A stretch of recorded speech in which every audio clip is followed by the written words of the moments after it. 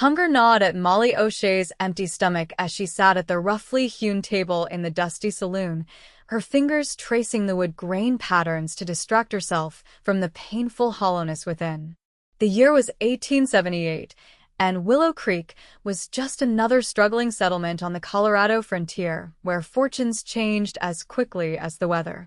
3 days without a proper meal had left her light-headed, her once vibrant green eyes now dull with exhaustion.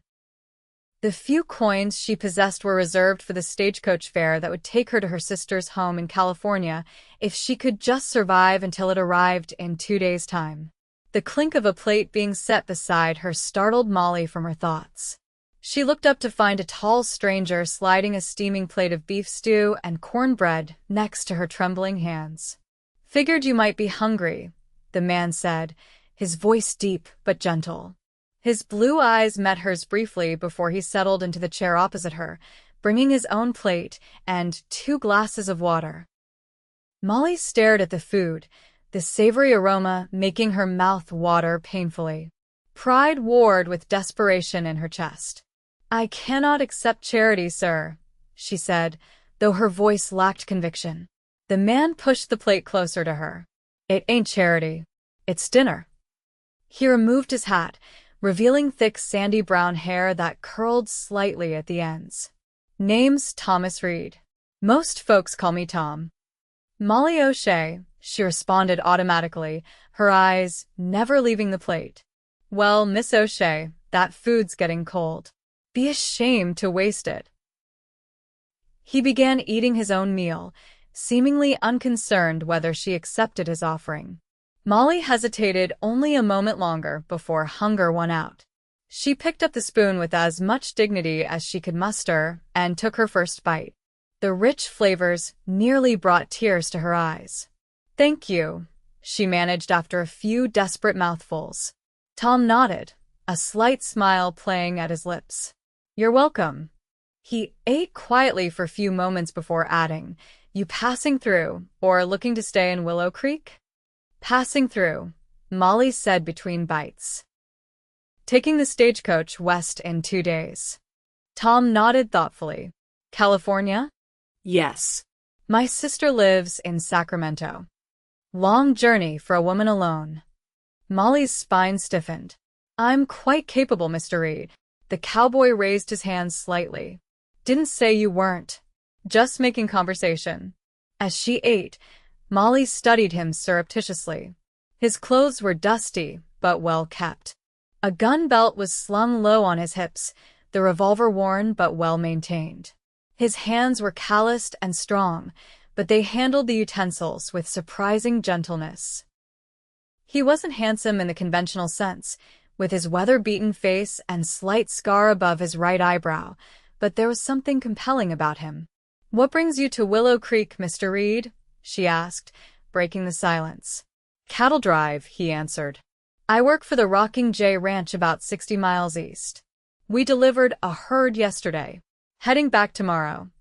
He took a drink of water. "What about you?" "Where are you coming from?" Molly hesitated, unsure how much to reveal to this stranger. "Denver," she finally said. "I was working as a schoolteacher there, but the school closed." It wasn't the whole truth, but it wasn't a lie either. The school had indeed closed after her reputation had been ruined by false accusations from a spurned suitor. The wealthy son of a bank owner had turned the town against her when she'd refused his advances. She'd left with nothing but her small savings and the clothes she could carry. "Teaching, huh?" Tom nodded appreciatively. "Important work." "I enjoyed it," Molly said softly, the ache of loss momentarily overshadowing her hunger. They finished their meal in companionable silence. As Molly set down her spoon, the hollow feeling in her stomach finally abated, she wondered how to properly thank this stranger for his kindness. "Mr. Reid, Tom," he corrected. "Tom," she amended. "I appreciate your generosity. I wish I could repay you." He waved away her words. "No need. Just seemed like the right thing to do." He stood and replaced his hat. "Where are you staying?" The question brought a flush of embarrassment to her cheeks. I haven't quite figured that out yet. Understanding dawned in his eyes.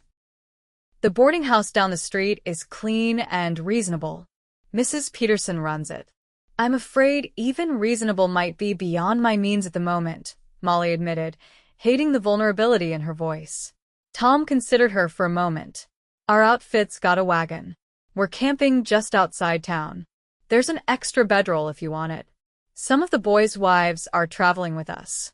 You'd be safe. Molly stared at him, uncertain. The offer seemed genuine, but she'd learned the hard way about trusting too easily. Sensing her hesitation, Tom added, "Or I can speak to Mrs. Peterson. She owes me a favor. Might let you stay for free until your stagecoach comes." Relief flooded through Molly. "That would be very kind of you." Tom nodded. "Finish your water. I'll walk you there." As they left the saloon, the evening air had cooled considerably. Molly pulled her worn shawl tighter around her shoulders. Tom noticed her shiver. "Here," he said, removing his coat and draping it over her shoulders before she could protest. The coat was warm from his body and smelled of leather, horses, and something distinctly masculine. Molly found the scent oddly comforting. They walked in silence through the main street. Willow Creek was small but bustling with the evening activities of a frontier town. Miners and cowboys spilled from saloons, their raucous laughter filling the air. A piano played somewhere in the distance. Molly stayed close to Tom, drawing comfort from his steady presence. The boarding house was a two-story clapboard building with a small porch and neatly trimmed windows. Tom knocked on the door, which was opened by a plump, gray-haired woman with kind eyes. "Mrs. Peterson," Tom greeted, removing his hat. "Got a favor to ask." The woman's eyes moved from Tom to Molly, assessing but not unkind. "Come in, both of you." Inside, Tom explained Molly's situation while she stood awkwardly in the small but tidy entryway, still wrapped in his coat. "Of course she can stay," Mrs. Peterson said after Tom finished. "Any friend of yours is welcome here, Tom." "I can't pay until after I reach my sister," Molly began, but Mrs. Peterson waved away her concerns. "Tom saved my grandson from drowning in the creek last spring. I owe him more than a couple nights' lodging." She turned to Molly with a warm smile. Come dir. "Let me show you to your room." Tom retrieved his coat from Molly's shoulders. "You'll be all right here.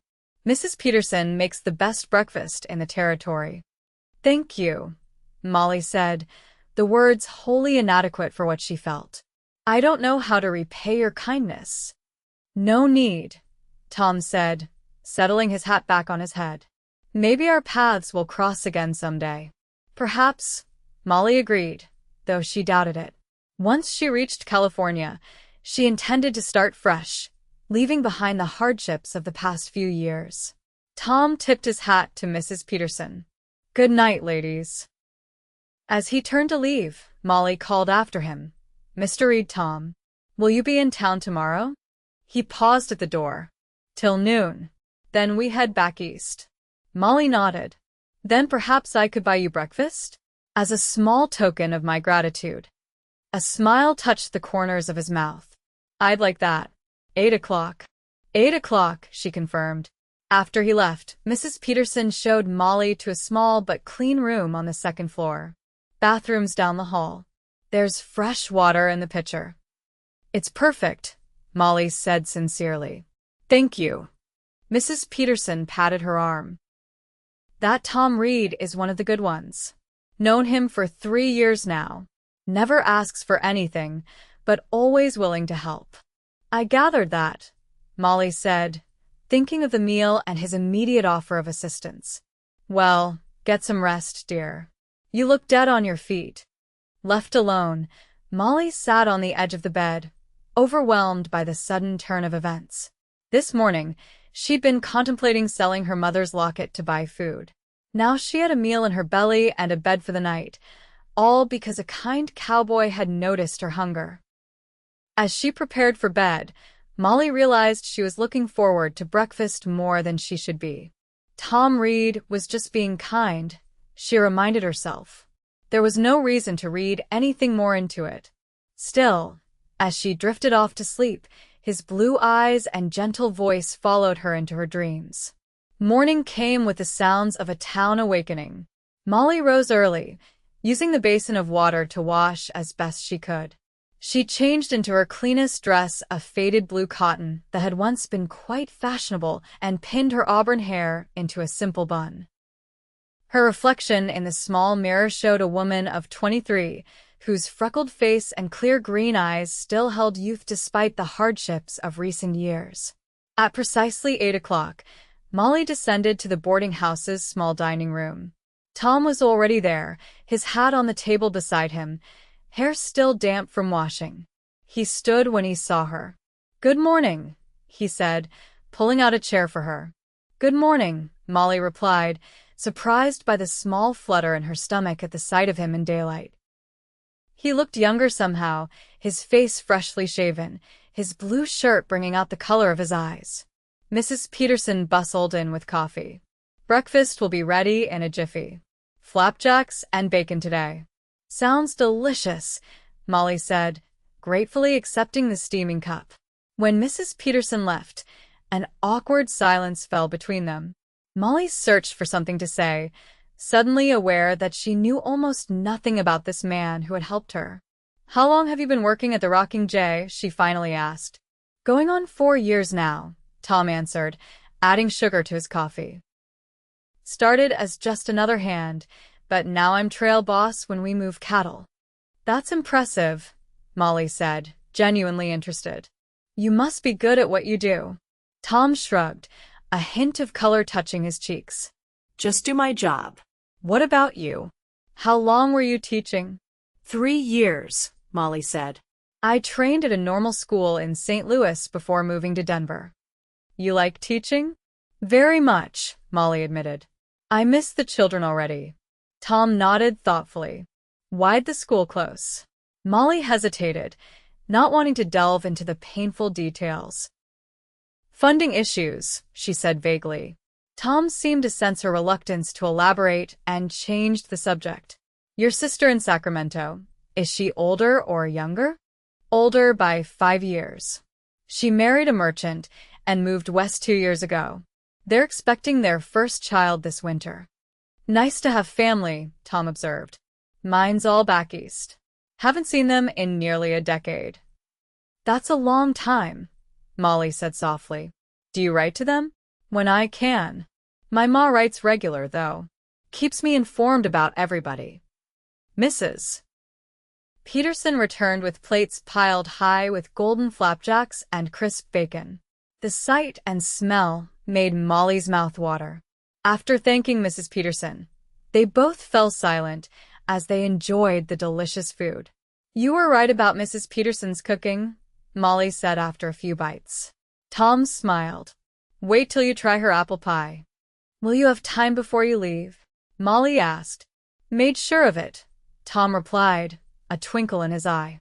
"Told the boys we wouldn't leave till after lunch."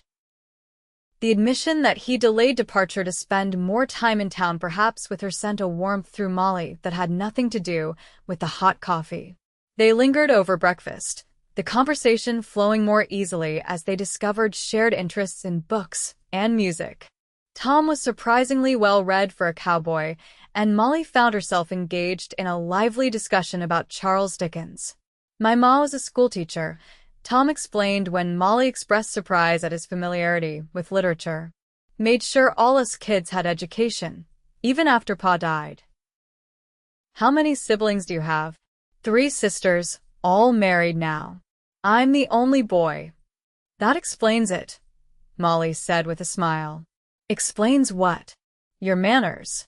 Being raised by a teacher with 3 sisters would certainly teach a man how to behave around women." Tom laughed, a warm, rich sound that Molly found herself wanting to hear again. "Guess it did at that." After breakfast, Tom suggested a walk around town before he had to leave. Molly agreed readily, eager to stretch her legs and enjoy more of his company. Willow Creek looked different in the morning light, less intimidating, more welcoming. The main street was busy with wagons and horsemen, shopkeepers sweeping their storefronts, and women going about their morning errands. Not much to see, Tom admitted as they strolled. But it's growing. Wasn't much more than a wide spot in the road when I first came through. It seems nice enough, Molly said.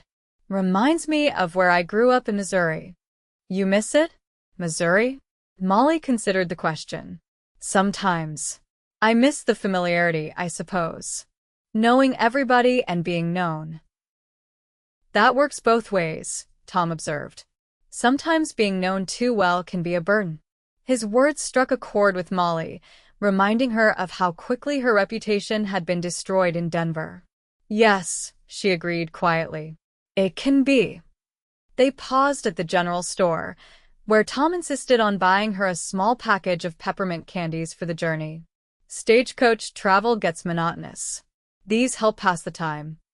Thank you, Molly said, touched by the thoughtful gesture. As they continued their walk, Tom pointed out various buildings and shared bits of local history. Molly found herself relaxing in his company, laughing at his dry observations and gentle humor. When they reached the livery stable where the rocking J hands were gathering, Tom hesitated. Got time for that pie before I go? I'd like that, Molly said, surprised by how reluctant she was for their time together to end. They returned to the boarding house, where Mrs. Peterson served them generous slices of apple pie with coffee in the parlor, then tactfully left them alone. When's your stagecoach leave? Tom asked as they savored the cinnamon-spiced dessert. Tomorrow morning, 9 o'clock. Tom nodded, seeming to contemplate something. It's a rough journey. 3 days to reach Sacramento, if the weather holds. I'll manage, Molly assured him, though the prospect of the long, uncomfortable journey was daunting. I'm sure you will. Tom set down his fork and looked at her directly. Miss O'Shea, Molly. I know we just met, but would you consider writing to me? Once you're settled in Sacramento? The request caught Molly by surprise, a pleasant warmth spreading through her chest. I'd like that, Tom.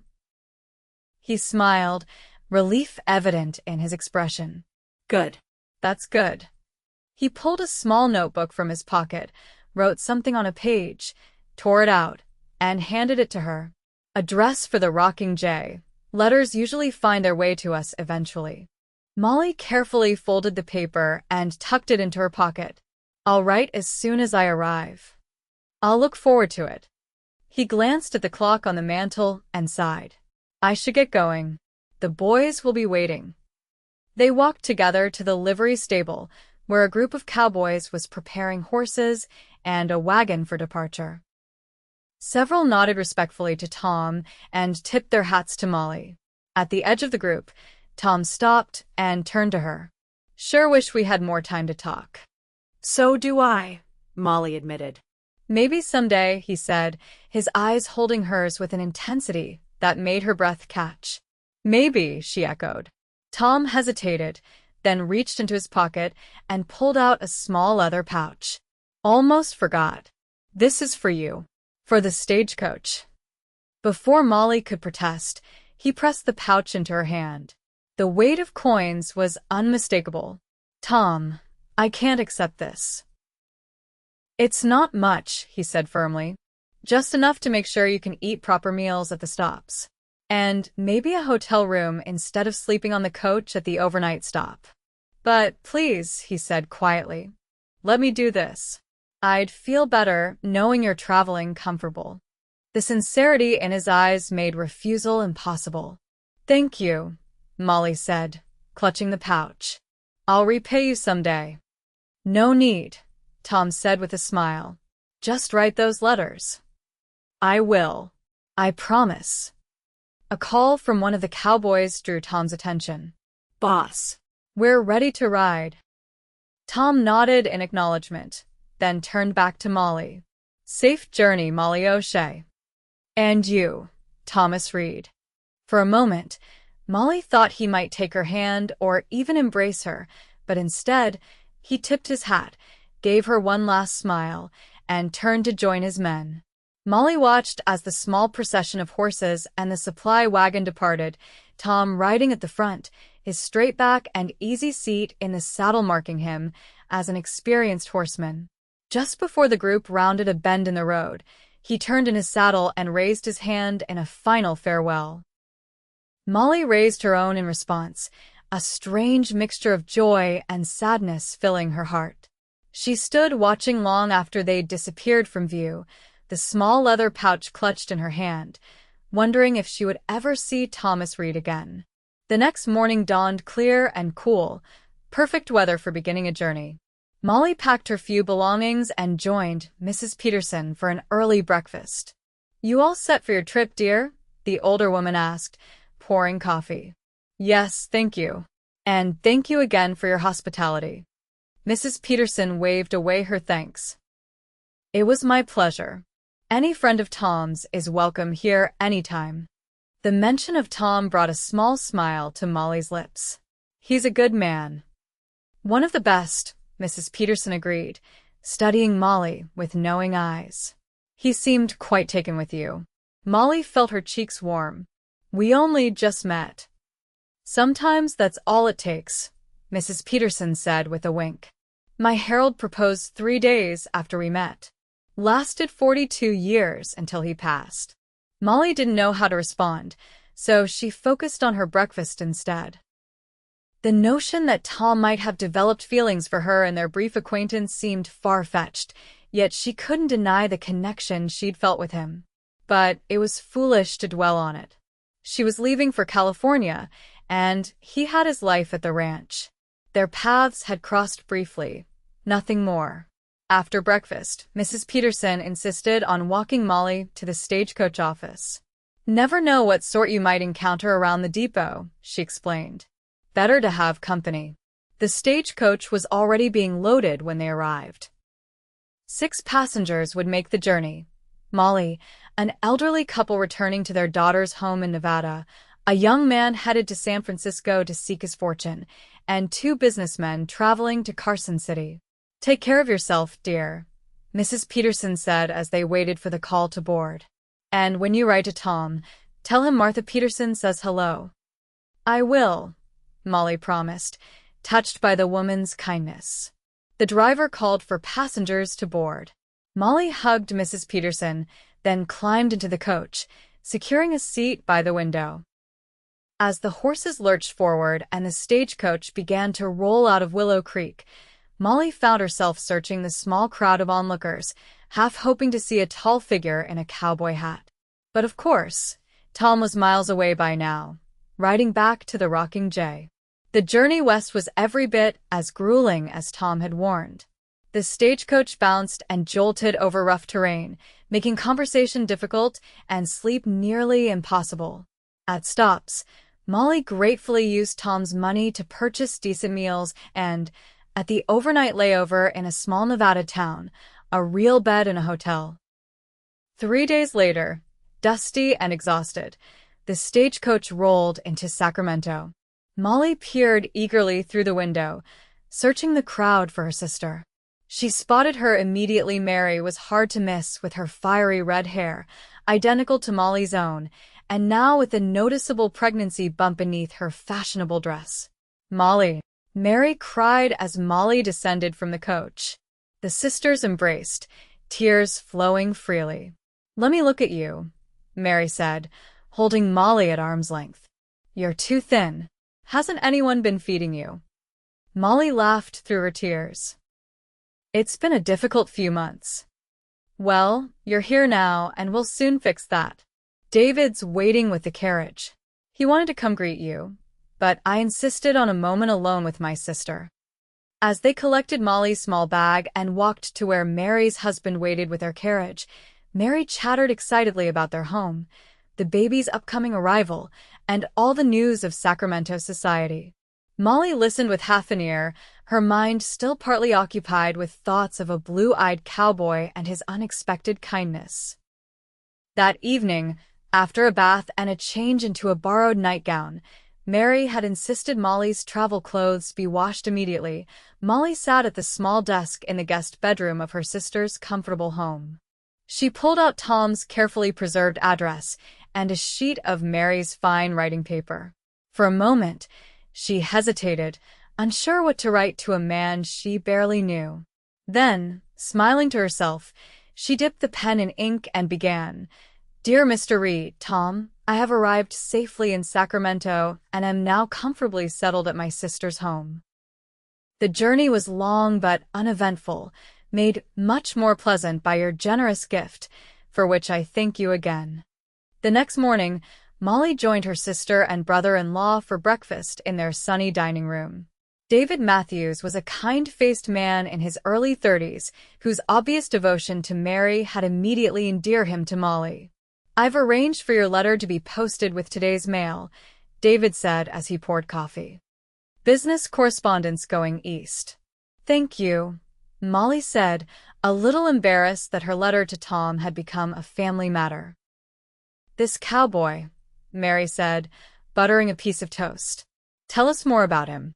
Is he handsome?" "Mary," David chided gently, "don't embarrass your sister." "It's a simple question," Mary protested. "And I'm curious what sort of man inspires my practical sister to write letters after a mere day's acquaintance." Molly felt her cheeks warm. "He's just a kind man who helped me when I needed it. Nothing more." Mary looked unconvinced, but let the subject drop.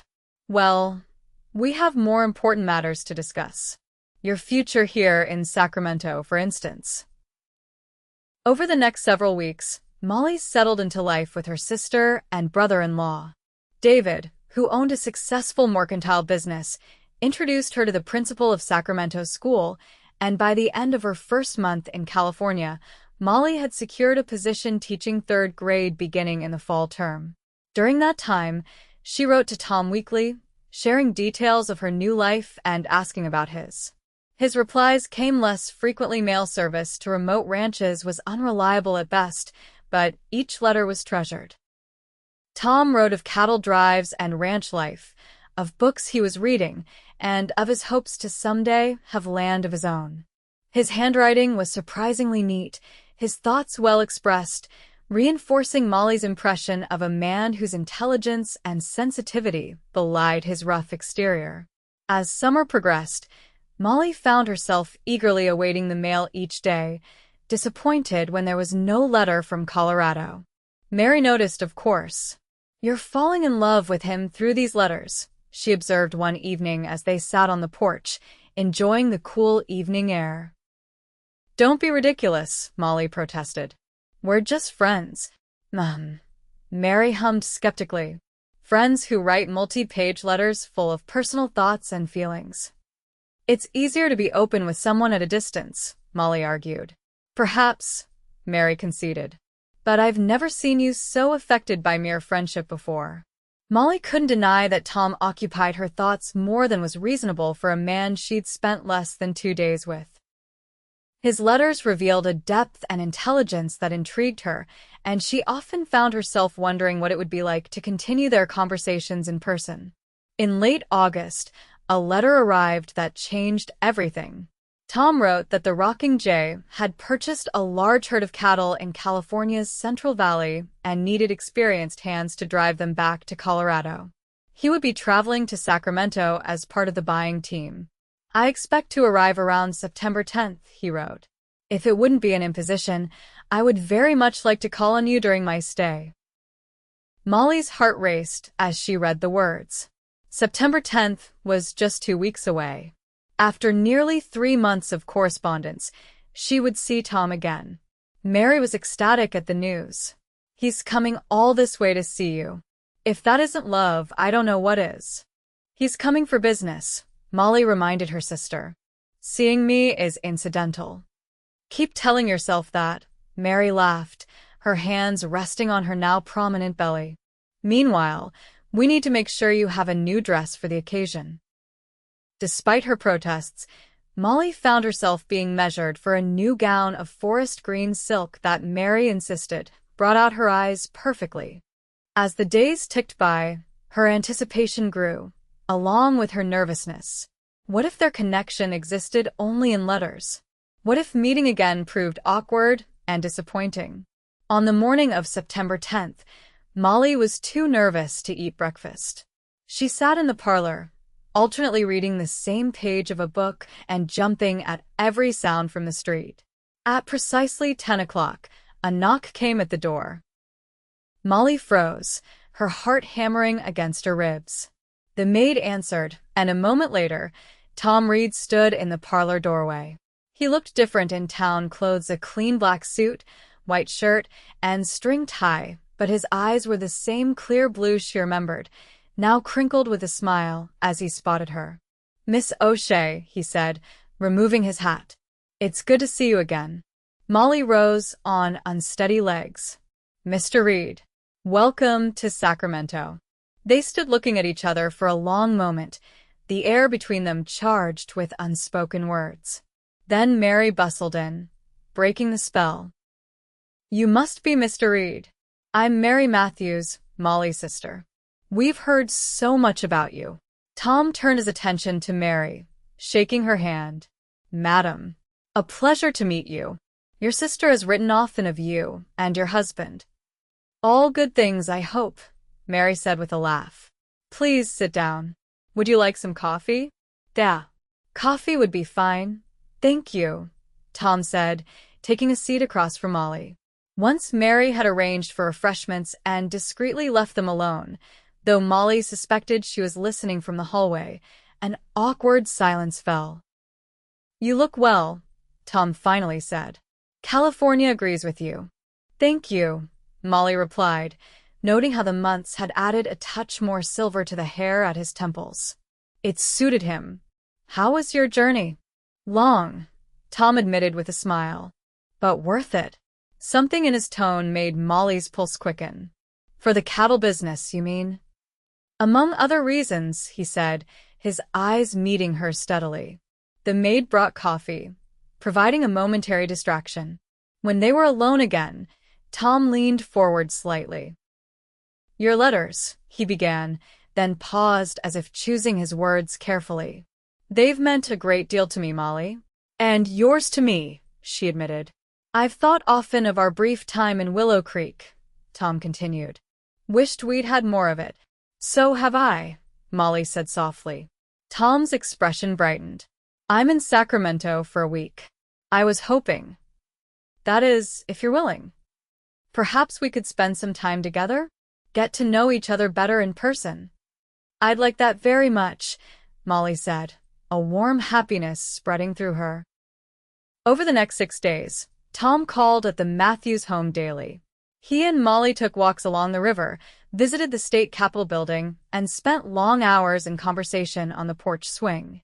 David Matthews took a liking to the cowboy and invited him to dinner each evening, where Tom charmed them all with stories of ranch life and cattle drives. On the 5th day, Tom took Molly to lunch at Sacramento's finest restaurant, the Orleans Hotel. As they lingered over dessert, he reached across the table and took her hand. "Molly, there's something I need to tell you." The seriousness in his tone made her heart skip. "What is it?" "I didn't come to Sacramento just for cattle," he admitted.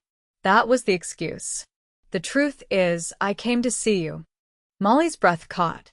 "Tom, let me finish," he said gently. "These past months, your letters have become the most important thing in my life. Each one helped me know you better, and with each one, I became more certain." "Certain of what?" Molly whispered, though she thought she knew the answer. "That what I felt in Willow Creek wasn't just kindness or attraction. It was the beginning of love." His fingers tightened around hers. "I love you, Molly O'Shea. I know it's sudden, and I know we've spent more time apart than together, but I've never been more certain of anything." Tears pricked at Molly's eyes. "I love you too," she said, the words coming easily, naturally. "I think I started falling in love with you the moment you set that plate beside me." Tom's face lit with joy. "Then I have a question to ask you." He reached into his pocket and pulled out a small velvet box. Opening it, he revealed a simple gold ring with a single modest diamond. "Will you marry me, Molly? Will you come back to Colorado as my wife?" Molly stared at the ring, her mind racing. But my teaching position. Mary's baby. I know it's asking a lot, Tom said quickly. If you need time here, I understand. I'll wait. Or, if you want to stay in Sacramento permanently, I'll find work here. There are ranches in California, too. The offer to uproot his life for her touched Molly deeply. You do that? Leave the rocking J. For you? In a heartbeat. His eyes held hers, sincere and unwavering. But there's something else you should know. I've been saving for years. I have enough now for a down payment on my own spread. A small one, mind you, but with potential. It's about 30 miles from the Rocking J, closer to Denver. Your own ranch, Molly breathed, knowing how much this dream meant to him from his letters. Our own ranch, Tom corrected. If you'll have me. Molly looked at the earnest face of the man who had changed her life with a simple act of kindness, whose letters had sustained her through months of adjustment to her new life, whose integrity and gentleness had won her heart so completely. Yes, she said, tears of happiness spilling down her cheeks. Yes, I'll marry you, Thomas Reid. Tom's face broke into the most radiant smile Molly had ever seen. He slipped the ring onto her finger, then raised her hand to his lips. You've made me the happiest man in California. Or Colorado. Or anywhere. The news of their engagement was received with delight by Mary and David. I knew it, Mary crowed, hugging her sister. I knew from your first letter that this was no ordinary friendship. Plans were quickly made. Tom would return to Colorado with the cattle drive, settle his affairs at the Rocking J, and begin arrangements for purchasing the land he'd had his eye on. Molly would remain in Sacramento until after Mary's baby was born in November, then travel to Colorado for a Christmas wedding. Their last evening together before Tom's departure was bittersweet.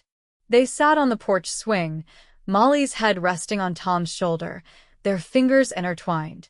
3 months will pass quickly, Tom said, though his voice held a note of regret. Very quickly, Molly agreed, trying to memorize the feel of him beside her, the sound of his heartbeat under her ear. I'll write every week, he promised. And I'll have a proper home waiting for you, even if it's just a simple cabin to start. I don't care if it's a tent, Molly said honestly, as long as you're there. Tom tilted her chin up and kissed her softly. I love you, Molly O'Shea. Soon to be Molly Reid. I like the sound of that, she whispered against his lips. The next morning, Molly and the Matthews family accompanied Tom to the staging area where the cattle drive was preparing to depart. The dusty confusion of bellowing cattle, shouting cowboys, and stamping horses provided little opportunity for a proper goodbye. December, Tom said, holding Molly's hands tightly. I'll be waiting at the Denver station. December, Molly echoed, blinking back tears. With a final kiss, Tom mounted his horse and rode to join the head of the column. As the massive herd began to move east, he turned in his saddle and raised his hat in farewell, just as he had in Willow Creek months before. This time, however, Molly watched him go with the certainty that they would soon be together again. The autumn passed in a flurry of preparation. Molly fulfilled her teaching commitment through October, then focused on helping Mary prepare for the baby's arrival. Letters from Tom arrived regularly, detailing his safe return to Colorado, his resignation from the Rocking J, and his purchase of 300 acres with a small but sturdy cabin. It needs a woman's touch, he wrote, but the roof doesn't leak, the stove works well, and there's a fine view of the mountains from the front door. I've purchased 20 head of cattle to start our herd and hired a young man named Jimmy to help with the heavy work. He's sleeping in the barn until I build a bunkhouse next spring. In mid-November, Mary gave birth to a healthy baby boy, whom she and David named Michael Thomas Matthews, the middle name a nod to the man who had brought such happiness to Molly's life. Consider a practice, Mary teased as she watched Molly cradle her nephew. You'll have babies of your own soon enough. The thought brought a blush to Molly's cheeks but also a surge of joy. A family with Tom children with his blue eyes and steady nature was a future she eagerly anticipated. December arrived with unseasonably mild weather, for which Molly was grateful as she prepared for her journey east. Her trunk was packed with new clothes, gifts from Mary and David, books, and a special wedding dress of ivory satin that Mary had insisted on ordering from San Francisco. "Are you nervous?" Mary asked the night before Molly's departure, as they sat by the fire while David walked with the baby. "A little," Molly admitted. "Not about marrying Tom. I've never been more certain of anything. But starting a new life, being a rancher's wife. It's all so different from teaching." "You'll be wonderful at it," Mary assured her. "And from what you've told me of Tom, he'll be patient while you learn." "I know he will," Molly said with a soft smile. That's just his way. The journey east was as arduous as the westward trip had been, but Molly hardly noticed the discomfort. Each mile brought her closer to Tom, to their future together. When the train pulled into Denver Station 3 days before Christmas, Molly peered anxiously through the window, searching for the familiar tall figure. For a heart-stopping moment, she couldn't see him among the crowd on the platform. Then the crowd parted, and there he was, scanning the train windows with equal intensity. When their eyes met, his face broke into a smile that warmed Molly to her toes. She barely remembered disembarking from the train. One moment she was gathering her handbag, the next she was in Tom's arms, her face pressed against his chest, his lips in her hair. "You're here," he murmured. "You're really here." "I'm here," she confirmed, looking up at him through happy tears. "And I'm never leaving again." Tom's arms tightened around her. "Welcome home, Molly." The word home had never sounded so sweet. The next 2 days passed in a whirlwind of activity. Tom had arranged for them to stay in Denver's Windsor Hotel until the wedding, which would take place on Christmas Eve in the small church where his friend Pastor Jenkins officiated. "I've taken the liberty of inviting a few people," Tom told her as they dined in the hotel restaurant that first evening. "Mrs. Peterson from Willow Creek. Some of my friends from the Rocking J. I hope that's all right." "Of course," Molly assured him. "I'd love to see Mrs. Peterson again. And I want to meet your friends." "And after the wedding," Tom continued, a hint of nervousness in his voice, "I thought we might stay in Denver for a few days. A small honeymoon before we go to the ranch. If you'd like that." Molly reached across the table and took his hand. "I'd like that very much." The wedding day dawned clear and cold, the fresh snow glittering in the winter sunlight. Molly dressed in her ivory gown with trembling fingers, her thoughts on the man who would soon be her husband.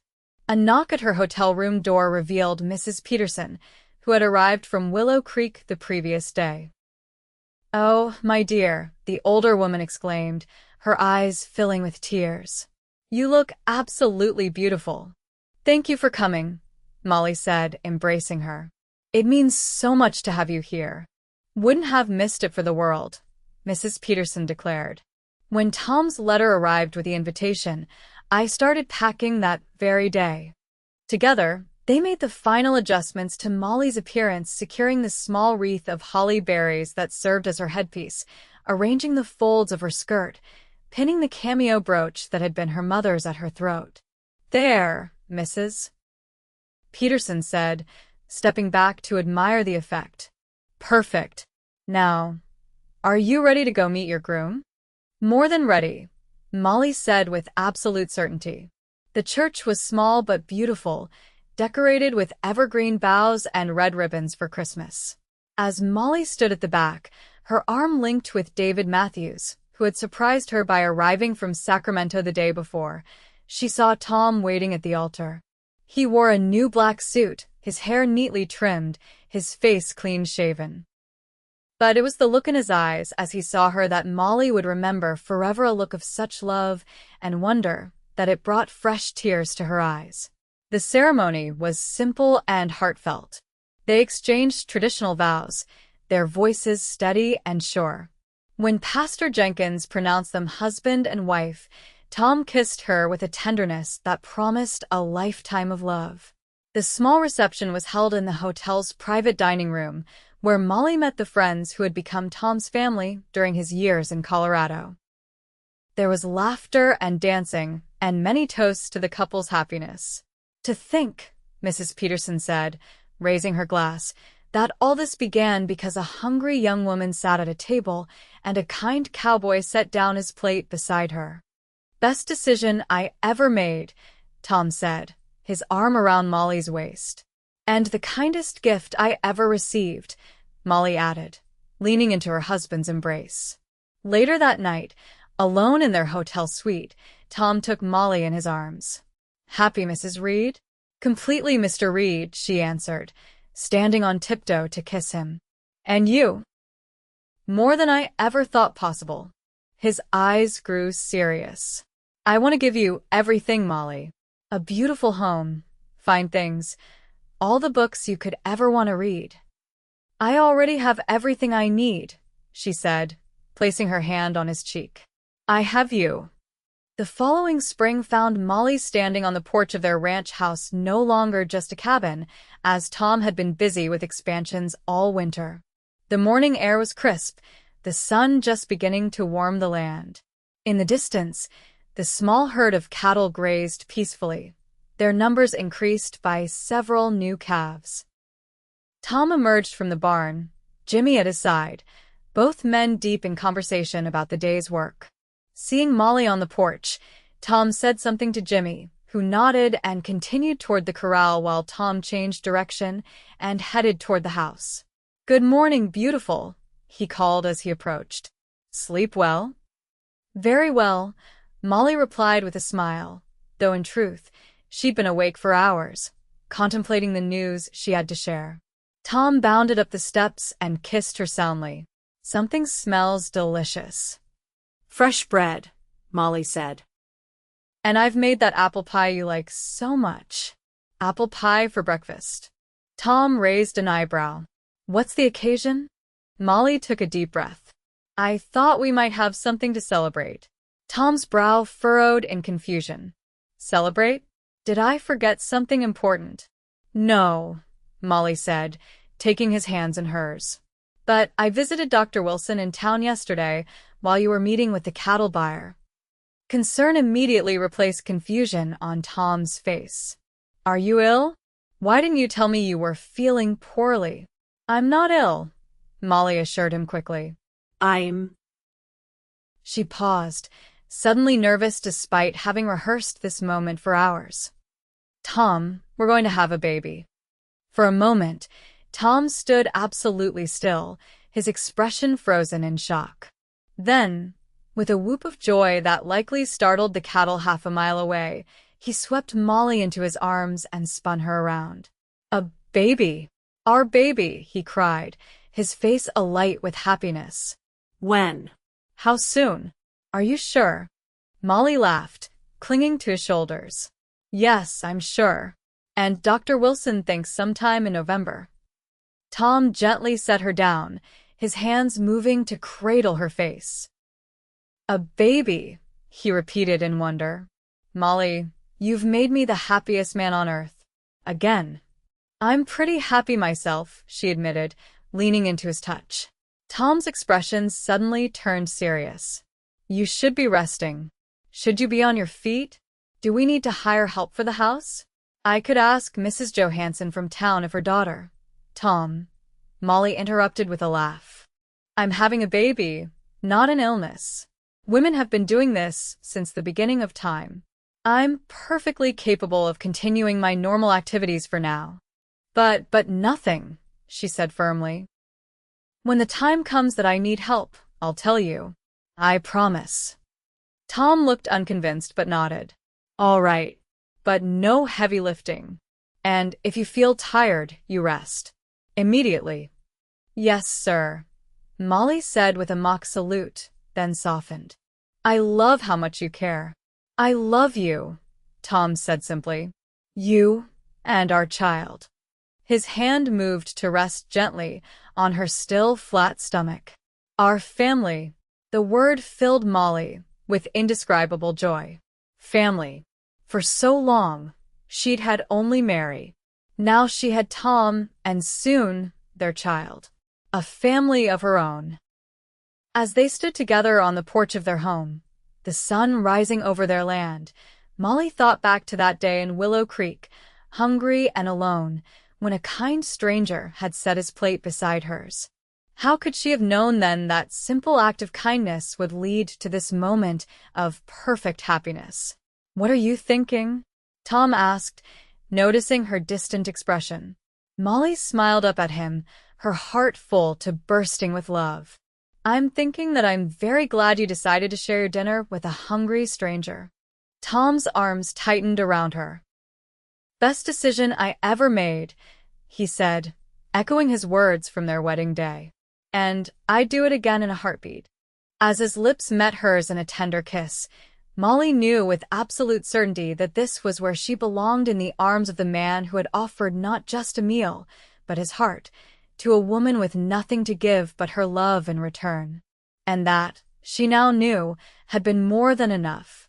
November arrived with the first heavy snows of the season. The ranch was snug and prepared for winter, the cattle in the closer pastures, the storerooms full of preserved food and supplies. Tom had hired an older woman from town, Mrs. Harris, to help with household chores as Molly's time grew near. On a cold, clear morning 3 weeks before Christmas, Thomas Alexander Reid, Jr. came into the world with a lusty cry that immediately won his father's heart. Tom, who had paced anxiously outside the bedroom during the 12 hours of labor, burst into tears at the sight of his son in Molly's arms. "He's perfect," Tom whispered, gently touching the infant's downy red hair matched to his mother's. "Absolutely perfect." "He is, isn't he?" Molly agreed, exhausted but radiant with happiness. As the years passed, the Reid family and their ranch prospered together. A daughter, Sarah, joined young Tommy 2 years later, followed by another son, Michael, the following year. The herd grew, as did the ranch house, with Tom adding rooms as their family expanded. Molly, not content to be solely a rancher's wife and mother, started a small school in their home for their children and those of neighboring ranches. Her reputation as an excellent teacher spread, and eventually, the growing community built a proper schoolhouse where Molly taught 3 days a week. Through it all, their love deepened and strengthened, weathering the hardships of ranch life, droughts, harsh winters, cattle sickness with the same resilience that had brought them together in the first place. On their 10th anniversary, Tom surprised Molly with a special dinner, sending the children to stay overnight with friends and preparing the meal himself, beef stew and cornbread, an exact recreation of the meal they had shared at their first meeting. "You remembered," Molly said, touched by the gesture. "I remember everything about that day," Tom said, taking her hand across the table, the same gesture he had made so many times over the years, yet never with less feeling. "The look in your eyes, the way you tried to hide your hunger, how beautiful you were, even exhausted and worried. I remember thinking you were the kindest man I'd ever met," Molly said softly. "I still think so." "I knew that night," Tom admitted. "Watching you sleep at Mrs. Peterson's, I knew you were special. I just didn't know how much you would change my life." "For the better, I hope," Molly teased. "In every way imaginable," Tom said seriously. "You gave me a purpose beyond just working the land. You gave me a family, a home that's more than just a place to sleep. You gave my life meaning, Molly." Tears welled in Molly's eyes. "And you saved me, Tom. Not just from hunger that day, but from a life of loneliness. You saw me when I was invisible to everyone else. I'll always see you," Tom promised, raising her hand to his lips. "Every day for the rest of our lives." And he did.